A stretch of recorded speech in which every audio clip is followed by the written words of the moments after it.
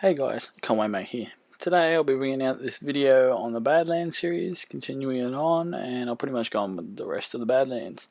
I just want to let you guys know that a big video is coming out on Thursday or Friday, and pretty much what it's about pretty much what you should use all your keys on since everyone's now getting to max level. So that'll be bringing out shortly, and that's pretty much what I've been focusing on the last few days. So let's get into it. So just to get started, I use one build throughout this whole entire guide, and as you can see here on the screen, feel free to pause it. They're my items that I'm using for all these levels, and I've also displayed my stats up on the screen as well. Yes, we're using the same items, but each of them have different strategies because some bosses do more damage with this strategy. So first we have Corvis. He does fire damage, so you want reduction if you can get it. If not, that's all good. And obviously your talents are Relentless Drain or Overheat, depending on which one's the highest one. So with this one, you can pretty much spam Leap. There's no issue with this one. Yeah, as long as you have the Cold-Hearted, you will need Overheat on this, mainly because, you are spamming it. But pretty much it's as simple as just, spamming Leap. Since you have your Cold-Hearted and, all your Shattering abilities, there shouldn't be an issue with that one. But the only issue is when it comes into the auras, like the Chili Queen. So this one does frost damage and takes, pretty much a little bit more to put it down. So with this build, what you're going to want to do is you don't want to spam your ability. If you do spam your ability, the aura still hits you, and that's when you start to get in trouble. The only stage that you use your ability is when you're actually taking like a significant amount of damage.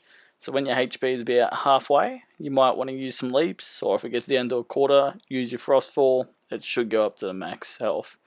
The reason why we can't spam it again is because the auras do too much damage, and again, it's up to you if you want to put out the void modifier, but yeah, that's up to you guys. So we have Hotstepper, and pretty much deals fire damage as Spider Web and Vanish. This one isn't too much of an issue because again, it isn't an aura, so it's as simple as, walking around. You don't have to use your abilities, you can. And obviously this is the build I use to actually pass level 90 without using any abilities. It's a very strong build. But as you can see here, I'm not using many abilities. I'm literally just going up to him, leaping every now and then. There is no issue. And you will find as levels go on, you actually have longer fights. So right now, this is about a 30-second to 40-second fight. Where I am right now, a fight takes about 5 minutes. So you could all expect time-consuming battles. But yes, as you can see, it is time-consuming because of the Vanish. You pretty much just want to get as close as possible to him so you can deal all your damage and get it all out. So the next boss is an aura, and this one's a really hard aura because it's the poison one. So pretty much you're going to want minus void damage, and I do in my build have minus void damage. As you can see, I still struggle every now and then. There's not much of an issue, but you can see I'm not using leap until I get about quarter HP taken or half HP taken. Here I let my HP get a little bit low, so I had to spam it a few times. And as you can see, Frostfall really does help out when you're very low.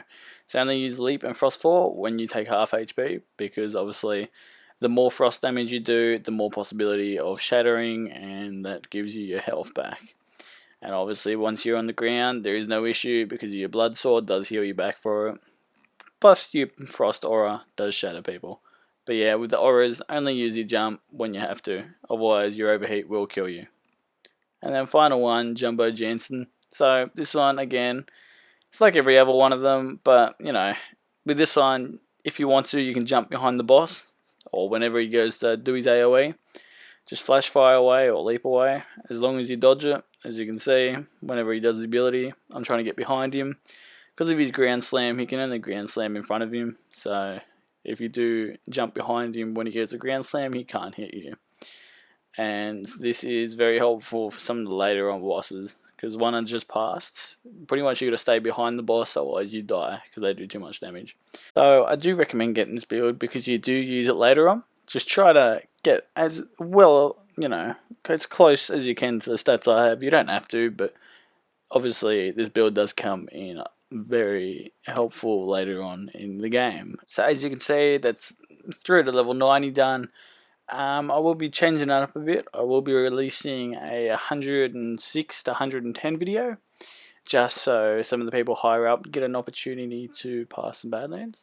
but I'll also be posting, obviously, the rest of the 90 to 100 and so on. But I will, the next video, be bringing out a higher one, so people can pretty much, have an opportunity whatever level they're at. So leave a comment on this video what level you're stuck on, and I'll try to get that level range out as soon as possible. Stay tuned for my next video. There's a big one coming. Like I said, I'm pretty much going to be explaining what you should spend your keys on. I've gone in really big detail. I've got all the max golds you can get from items, chests, from everything. So stay tuned for that one, and hopefully there'll be an update around the corner, because they usually update it once every month. So hopefully not too long till we have an update, and obviously if there is an update, I'll bring out an update video. But till then, see you later.